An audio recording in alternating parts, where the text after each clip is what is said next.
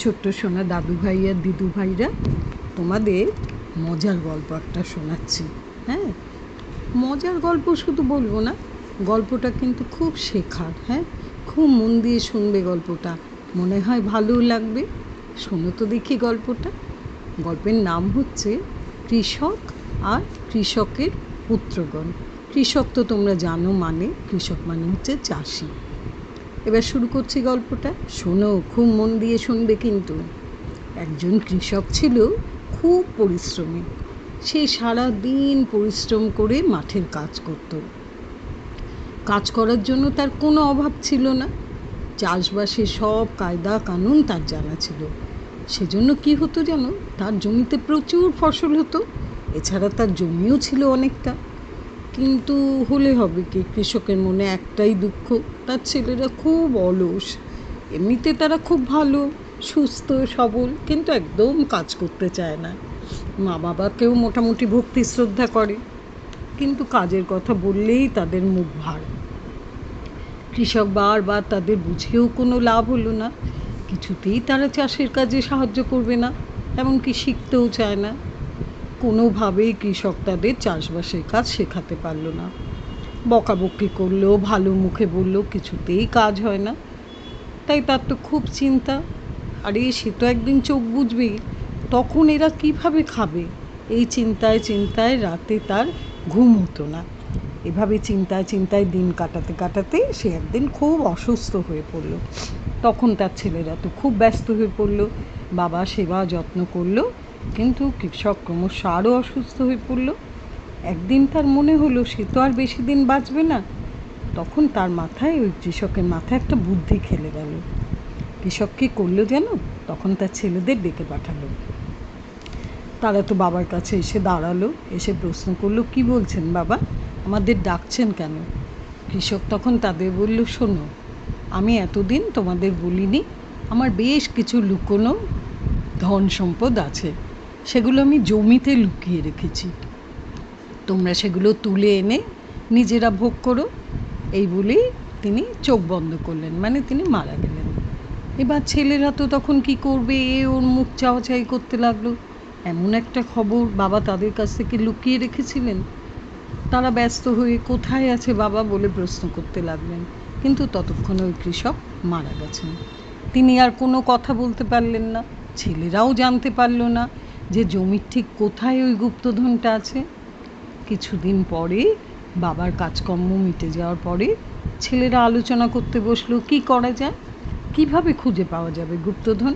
শেষে তারা যুক্তি করলো, বাবা তো বলে গেছেন যে জমির মধ্যেই গুপ্তধন আছে, তাহলে এক কাজ করা যাক, পুরো জমিটা খুঁড়ে ফেলা যায়, তাহলে সেটা ঠিক পাওয়া যাবে। সেই মতো একদিন তারা ভাইরা মিলে মাঠে চলে গেল। ভালো করে সমস্ত জমিটা খুঁড়ে খুঁড়ে দেখতে লাগলো, কিন্তু কোথাও কোনো গুপ্তধনের হদিশ পেল না। বোধহয় ভালো করে খুঁড়ে দেখা হয়নি। এই ভেবে কী করলো, তারা আরও ভালো করে জমিটা চষে ফেললো, কিন্তু না, এবারেও তো তারা কিছুই দেখতে পেল না। তখন বৃথা এতক্ষণ পরিশ্রম করানোর জন্য তারা, তাদের বাবা তো মারা গেছে, তার উপরে মনে মনে খুব রেগে গেল। বলা বলি করতে লাগলো, বাবা যে কেন এত বড় মিথ্যেটা আমাদের বলে গেল কে জানে। একে তারা ছিল অলস, কোনো দিন পরিশ্রম করার অভ্যেস ছিল না, তার উপর তাদের খুব মনের রাগ হলো। সব মিলিয়ে তারা একদম চুপচাপ হয়ে গেল।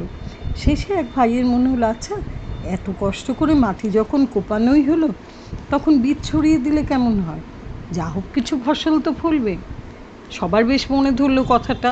তারা তখন তাই করলো, ভালো করে বীজ ছড়িয়ে দিল ওই জমির ওপরে। তারপরে স্বাভাবিক নিয়মে বৃষ্টি পড়ল। ছেলেরা বেশ কিছুদিন আর মাঠমুখো হয়নি, তাদের তো কোনো উৎসাহই নেই। বেশ কিছুদিন পরে অন্য লোকের মুখে খবর পেয়ে তারা মাঠে গেল।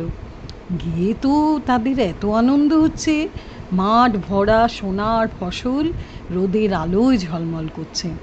তখন মনটা তাদের একদম খুশিতে ভরে গেল। তাদের পরিশ্রম তাহলে ব্যর্থ হয়নি। আর বুঝতে পারল বাবা এই গুপ্তধনের কথাই তাদের বলে গেছিলেন, এটাই হচ্ছে আসল গুপ্তধন। তারা তখন বাবাকে প্রণাম করে ক্ষমা চেয়ে নিল। তাহলে বুঝতে পারলে তো, কৃষক যখন বুঝতে পারছে চাষি যে তার ছেলেরা কিছুতেই মাঠে কাজ করবে না, তখন সে যে বুদ্ধিটা ধরেছিল সেটা খুব সুন্দর বুদ্ধি না?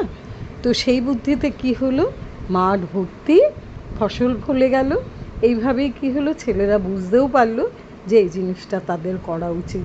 যেই ফসল ফলিয়ে বাবা তাদের সংসার চালিয়েছে, এরপর নিশ্চয়ই তারা এই ফসল ফলিয়ে আবার সংসার চালাবে। তাহলে বুঝতে পারলে যে কথাটা সোজা বলা হয়েছিল সে কথায় কোনো কাজ দেয়নি। তাই একটু ঘুরিয়ে একটু ভালোভাবে কথাটা বলাতে সবাই কিন্তু সেই জিনিসটা মেনে নিয়ে তারা কাজ করতে শুরু করলো। তাহলে এটা একটা সুন্দর শিক্ষা না? হ্যাঁ, সব সময় জানবে খুব অলস হয়ে বসে থাকতে নেই, তাতে কিচ্ছু হয় না। প্রত্যেকটা মানুষেরই কিন্তু কিছু পাওয়ার আছে, সেই পাওয়ারটা পেতে গেলে তাকে তো একটু কাজ করতে হবে, তাকে তো একটু এগোতে হবে না? তো সেই যেই এগোলো সঙ্গে সঙ্গে সে তার পাওয়ারটা পেয়ে গেল। এটাই হচ্ছে মূল কথা। তোমরাও কিন্তু কখনো বসে থাকবে না, তোমরা তোমাদের মতন করে এগিয়ে যাবে, তাহলেই তো জীবনে উন্নতি করতে পারবে, তাই না গো? ভালো লাগলো নিশ্চয়ই? ঠিক আছে, আবারও পরে এরকম অনেক ভালো গল্প নিয়ে আসবো।